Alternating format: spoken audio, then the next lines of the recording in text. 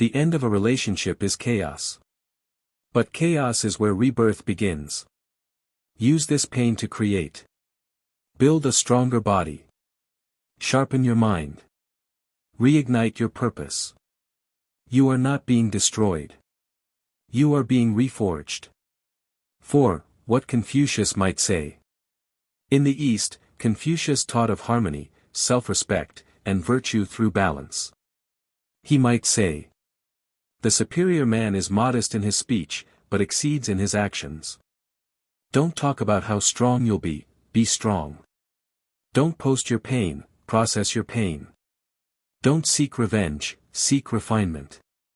She may have left, but let that be the moment your journey inward began. V. Seneca and the shortness of life.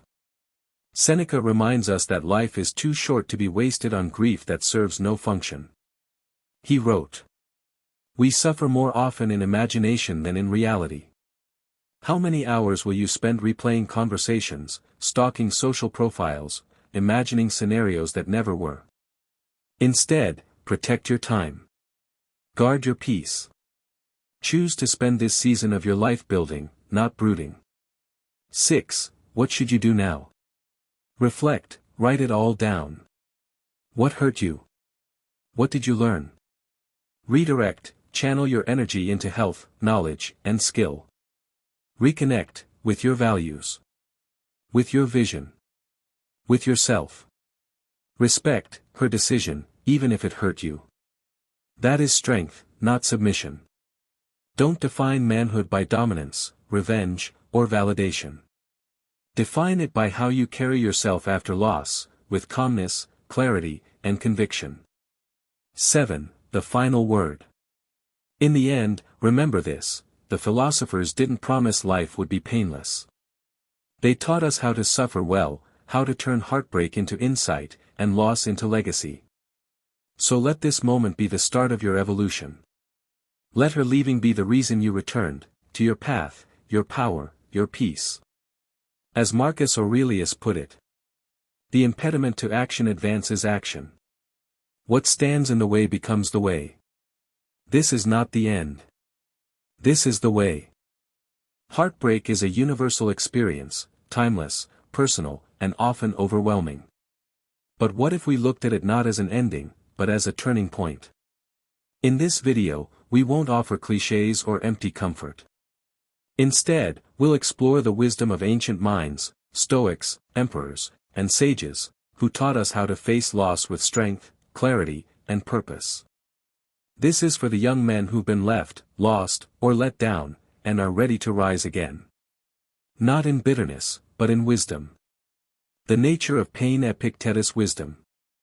Epictetus, a Stoic philosopher born into slavery, wrote, "It's not what happens to you, but how you react to it that matters. A woman leaving you is not the source of your suffering, your attachment, your expectation, your desire for control is."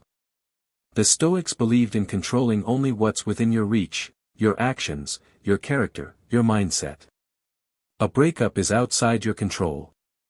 But your growth in response to it, that's all yours. When she leaves, don't chase. Don't beg. Don't spiral. Stand still. Observe your emotions without judgment. Because pain, when examined, becomes wisdom. 2. Marcus Aurelius on loss and identity. Marcus Aurelius, a Roman emperor and philosopher, wrote in his Meditations, "Choose not to be harmed, and you won't feel harmed. Don't feel harmed, and you haven't been." Loss is a test of identity. Many young men tie their worth to a relationship. When it ends, they feel like they've lost themselves. But you are not someone's opinion of you.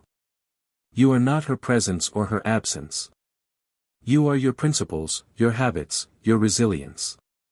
The Stoic man does not crumble when love leaves. He returns to his core, his virtues, courage, discipline, humility, wisdom. 3. Nietzsche and the fire of transformation. Friedrich Nietzsche, often misunderstood but deeply profound, believed that suffering is not the enemy. In fact, he wrote, One must still have chaos in oneself to be able to give birth to a dancing star.